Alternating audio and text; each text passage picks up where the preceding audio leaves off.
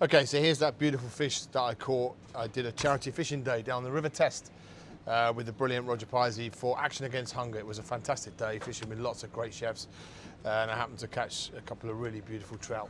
Going to cure it in a way where we can half cure, wash it off, and then we can either poach, roast, or butter poach that fish as well. So you've got that sort of slightly cured, slightly smoky flavour come through as well.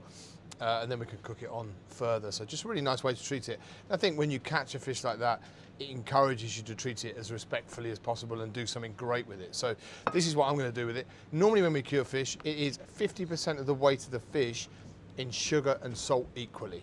Here I'm going to use 25%, so cut that down by half. Just going to make myself a little mix of brown sugar. I like this sort of molasses brown sugar, really dark brown sugar like that. That's a cure, and molten sea salt in there as well. So I make myself a little mix of that. That's going to cure, draw out all the moisture, and just give that in part really lovely flavour and part cook that fish as well. I'm also going to put this lovely gin in there as well, the winter gin, my gin. We make this with Green Room Distillery.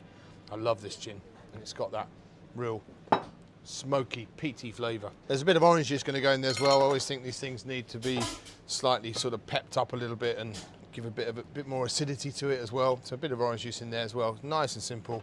You can do this at home. Takes about 24 hours. And once that's done, you rinse it off, and that fish will last you a good week or so in the fridge. So on this tray, we're just going to put a little bit of that on the bottom. Spread it on. Like I say, not a really heavy cure that's going to cook the fish thoroughly. It's just going to add loads of lovely flavour and part cook that fish. I'm going to wrap that in cling film now and leave that in the fridge for 24 hours.